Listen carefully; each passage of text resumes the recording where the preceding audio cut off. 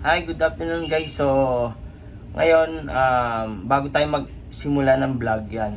Pasensya na, hindi ko pinakita yung mukha ko sa camera kasi nakafocus tayo sa iba vlog natin yan. So, bago tayo mag-start, shoutout nga pala sa mga customer ko sa Choy, yan. Gumagawa pa rin po ako ng Choy Nori. PM lang po kayo sa FB page ko na search nyo lang Leo Gaspar, yan yung FB page ko. Ngayon by schedule pong gawa ko. Hindi na po ako masyado nagbablog ng Choy kasi nga so sobrang dami ko ng vlog sa Choy sa channel ko. Balik-balikan nyo na lang yung mga tutorial ko kasi kung magbablog pa ako ng Choy, papatong-patong lang tayo sa video, so parang walang pagbabago. So, I changed the content. Mostly, ang content ko ngayon more on guns. Yan. More on guns. Kagaya ngayon, may unboxing tayo. Yan. Ito, unboxing natin. Shoutout nga pala kay Links. Yan. Baka naman. Yan. And this is Metro Arms Corporation. Ito na yung second gun ko. Kung last vlog ko, di ba, nakita nyo, na-vlog ko na tong EDC ko. Pag nagtanong, sir, ba yung EDC? Ang EDC po is everyday carry. So, ayan. Bago po tayo nag-start, na-clear ko po to. Wala po tong laman, walang bala yan. So, clear to. Ayan, makikita nyo na clear. Clear naman siya. So, bago tayo kasi nag-start, bago ako mag-open ng camera, na-check ko na itong mga to. So, yun. So, itong EDC ko, ang Taurus G3C. Yan, sa makikita nyo, maliit siya, di ba? So, ito na yung i-unbox natin. Yung matagal ko na tong pinag-ipunan ko talaga to. Ito yung talagang gusto kong mabili. May second gun. Ito yung pang-re-range ko, yan. Nabili ko siya kay Links. Kay Links, ito. Sa magtatanong kung saan si Links, ang gun shop, ang gun store ni Links is located sa Green Hill Shop Bill. Yan, sa second floor sila makikita. So, isa sa trusted gun store si Links. Yan, hanapin nyo na lang si Joshua. Saka mamaya, magpa-price reveal ako kung magkano ko nakuha to. So, start na tayo. So, eto si Metro Arms. Paliwanag ko lang sa inyo guys ha. Etong si Metro Arms is made in Philippines. Gawang Pilipinas po to. Pero, ang engineer niya ay si STI. Kilala naman natin si STI kung sino.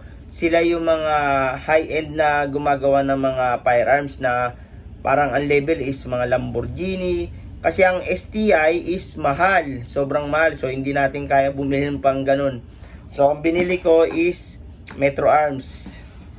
Ito, unbox natin. Yan. Pakita ko lang sa inyo. Tanan! Yan. So, ito is 1911. 45 caliber. Yan. Gawang Pilipinas lang po yan. So, kasama nito is dalawang magazine lang. Yan, ito. 8 rounds. Pero, pwede nyong gawing 9. Pero ako kasi 8 lang. Okay na. Yan, 8 rounds. Dalawang magazine ang kasama. So, ulit muna natin yung papaliwanag ko sa inyo to. Bakit ko ba nagustuhan si Metro Arms? Yun. Ito kasi si Metro Arms, kung makikita nyo, ayoko magbanggit ng ibang brand kasi siyempre mahirap tayo magsalita ng ibang brand. Sa daming brand ng gumagawa ng firearms, mas nagustuhan ko si Metro Arms kahit made in Philippines siya. Kasi ang hinahabol ko dito yung designer niya si STI. STI is US. So si Metro Arms nag-export ng firearms sa US. Halos lahat sold out lagi. Gusto nila tagang pakyawin lahat ng gawa ng Metro Arms. So, ibig sabihin, maganda ang gawa ng Metro Arms. Yan. So, kung makikita nyo to, 1911, yan. Ito, budget mill to na 45 caliber. Yan, kung makita nyo naman, laki ng butas. Oh. So, ang nagustuhan ko rito, naka-upgrade na yung hammer. Yan. Tapos, yung hand grip niya is talagang wood, talagang kahoy. Sobrang ganda kahoy talaga. Saka yung trigger niya, yan, makikita nyo guys, yan. Yung trigger, nakabihis na, may butas-butas na nga, oh. Saka isa pang nagustuhan ko rito, may design siya ng 3 stars on the sun, yung ano ng Pilipinas. Kung makikita nyo sa camera to, mayroong nakalagay 3 star. Yan, so napakaganda nitong unit na to. Sa price, pasok na pasok, abot budget talaga ng lahat. Ang kinagusto ko rin dito yung front sight niya, yan. Medyo maganda na, saka yung rear sight niya, maganda na. Ang maganda lang din dito, makikita nyo sa unit, halos dikit sa design ng Colt 45, yung brand na Colt 45 na 1911. Saka sa Colt 45 na po na ko yung, kasi nakahawak din ako ng original na Colt 45. Dati kasi may Colt 45 ako eh. Makikita nyo, gaya nga sinabi ng isa sa mga vlogger na napanood ko na tiga Saudi, yung matanda yun eh, basta pinapanood ko rin siya pag nagpapaliwanag siya. So makikita nyo nga naman yung gawa ng Metro Arms, makikita nyo walang awang, walang kanal, walang gap, halos napaka solid ng ng mga gap, yung linya, yung mga gap na yung mga yung mga eto kagaya yung linya na yan. Sa ibang gawa kasi malaki yung gap. Yung sa kanya pinong-pino, very fine. Saka bawat kanto ng angle ng firearms is fine na fine. Pati yung dito fine na fine, no. So napakagaling talaga ng gumawa ng firearms si Metro Arms yan. Si Metro Arms talagang kilala na talaga. So kung nangangarap kayo magkaroon ng firearms, kailangan L-top holder po kayo.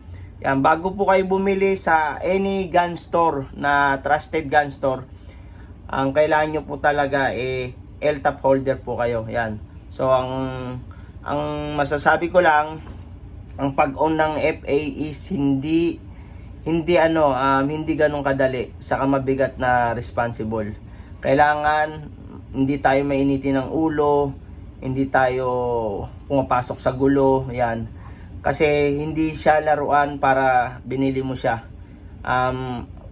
Masasabi ko lang, baril po to. Alam niyo naman po, pag baril, hindi po to ginawa para bumuhay. Kaya po, sa sarili nyo, ingatan nyo rin po na humawak ng ganito. Saka alamin nyo po lahat ng gun safety, umattend kayo ng mga training, mga seminar ng gun safety. Malaking bagay po yun kasi para sa sarili nyo rin po yun. So ito, isa pang one thing na nagustuhan ko rito pag kinasa, sobrang smooth, sobrang smooth ikasa. Saka ang gusto ko dito, yung trigger pounds niya, parang tansya ko 8 pounds. Sobrang ganda, oh. Ang ikli lang, Pag pinindot mo siya, unlike dito sa G3C ko nga malalim pa eh. Medyo malalim to eh. Malalim pa yung trigger nito lalim mo. Yung pounds, lalim mo. Yung gap ba, yung wall, lalim mo, oh. Hindi kagaya nito, si American Classic, halos wala ka nang babaguhin, all stock. Sobrang na smooth. So, sa mga sinasuggest ko, mas maganda talaga is stock lang. Siguro pag-iisipan ko kung magpapalit ako ng coil spring, kasi pag nagpalit ako ng coil spring, mas lalambot pa to ikasa. Pero pag nagagamit nyo na siya, lumalambot naman yung coil spring ng FA nyo kapag madalas nyo pinuputok sa firing range. Saka dito sa pounds ng trigger, baka hindi na ako magpalit. Okay na ako kasi para sa akin, maintain na as stock, mas maganda guys stock. Saka yan, sobrang gaang talaga niya. Gaang talaga, pati sa trigger. Ayun. Saka ang safety ng 1911, kung bakit ko siya nagustuhan. Ang 1911 kasi, pag kinasa nyo, hindi nyo to mati-trigger, hindi nyo mapipindot to nang hindi nyo dinidiinan tong likod. Yan. So, dual siya. Dual lock siya.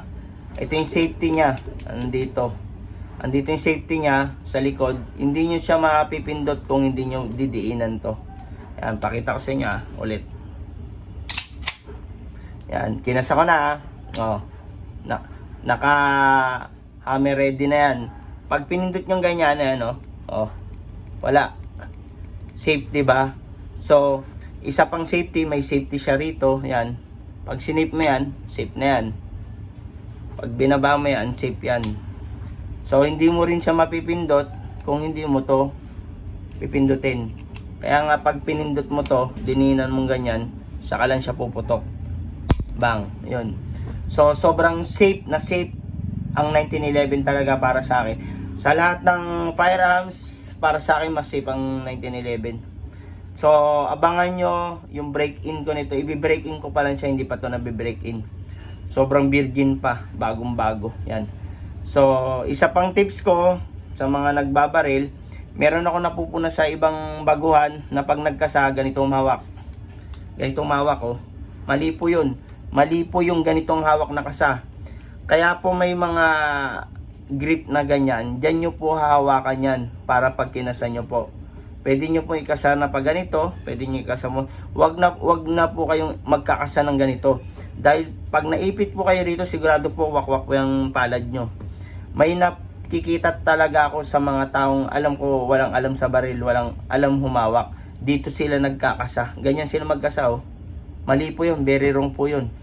Pwede po kayo mawakwakan ng palad pag naipit po kayo sa ganito. Dito po ang tamang kasa. Saka dito po. Yan. So, ayun yung tip ko na napaka-simple pero malaking tulong sa mga baguhan. Yan. Saka, parating nyo tatandaan, pag may ganito kayo, huwag mainit ang ulo at umiwas sa gulo.